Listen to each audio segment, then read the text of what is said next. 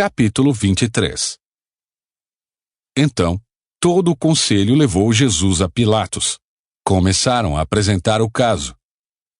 Este homem corrompe o nosso povo, dizendo que não se deve pagar impostos ao governo romano e afirmando ser ele próprio o Cristo, o rei.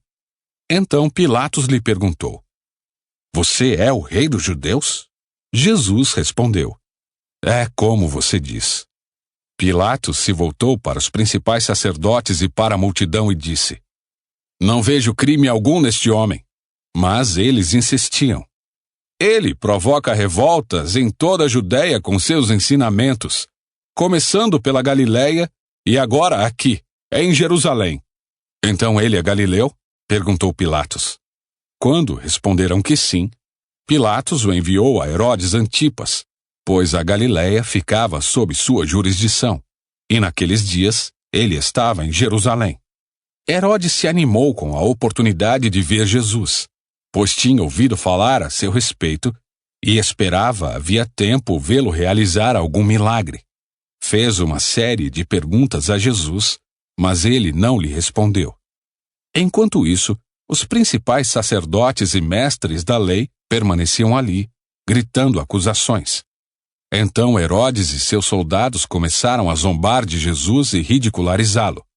Por fim, vestiram nele um manto real e o mandaram de volta a Pilatos. Naquele dia, Herodes e Pilatos, que eram inimigos, tornaram-se amigos. Então Pilatos reuniu os principais sacerdotes e outros líderes religiosos, juntamente com o povo, e anunciou seu veredito. Vocês me trouxeram este homem acusando-o de liderar uma revolta. Eu interroguei minuciosamente a esse respeito na presença de vocês, e vejo que não há nada que o condene. Herodes chegou à mesma conclusão e o enviou de volta a nós. Nada do que ele fez merece a pena de morte. Portanto, ordenarei que seja açoitado e o soltarei. Era necessário libertar-lhes um prisioneiro durante a festa da Páscoa. Um grande clamor se levantou da multidão e a uma só voz gritavam: Mate-o! Solte-nos Barrabás!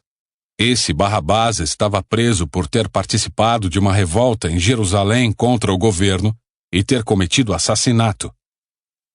Pilatos discutiu com eles, pois desejava soltar Jesus. Eles, porém, continuaram gritando: Crucifique-o! Crucifique-o!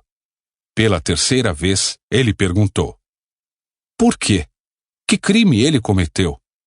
Não encontrei motivo para condená-lo à morte. Portanto, ordenarei que seja açoitado e o soltarei.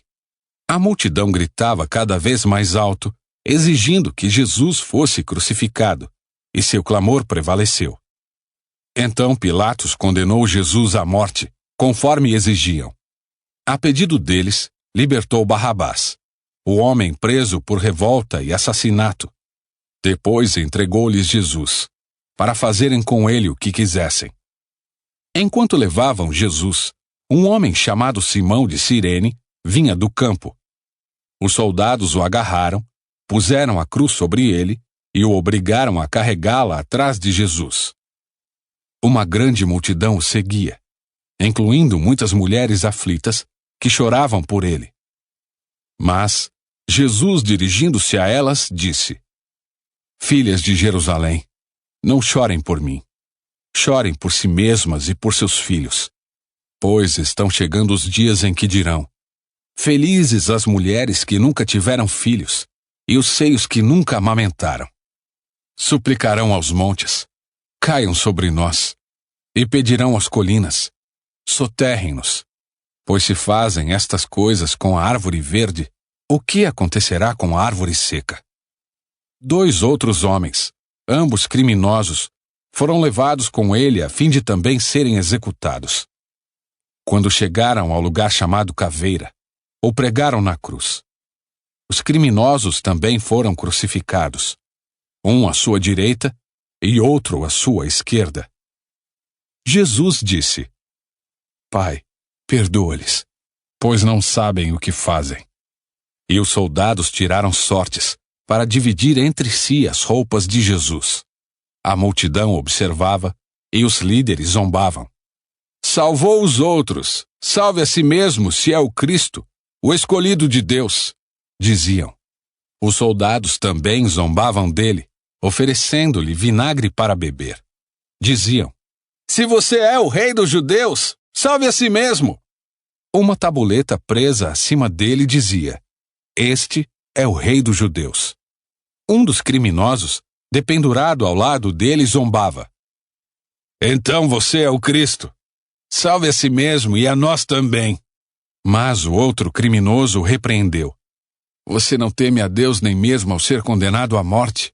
Nós merecemos morrer por nossos crimes, mas este homem não cometeu mal algum. Então ele disse, Jesus, lembre-se de mim quando vier no seu reino. E Jesus lhe respondeu, eu lhe asseguro que hoje você estará comigo no paraíso. Já era cerca de meio-dia, e a escuridão cobriu toda a terra até as 3 horas da tarde.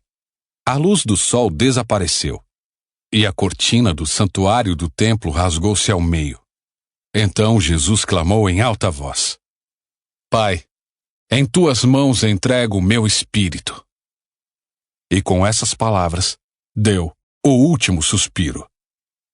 Quando o oficial romano que supervisionava a execução viu o que havia acontecido, adorou a Deus e disse, sem dúvida este homem era inocente. E quando toda a multidão que tinha ido assistir à crucificação viu isso, voltou para casa entristecida e batendo no peito. Mas os amigos de Jesus, incluindo as mulheres que o seguiram desde a Galileia, olhavam de longe.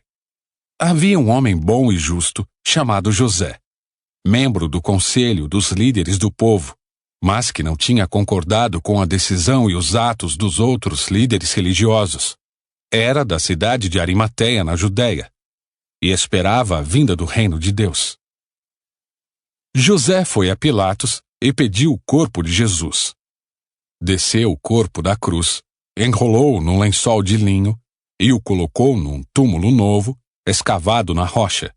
E isso aconteceu na sexta-feira à tarde, no dia da preparação, quando o sábado estava para começar.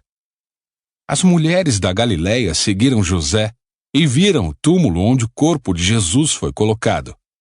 Depois foram para casa e prepararam especiarias e perfumes para ungir o corpo. No sábado descansaram conforme a lei exigia.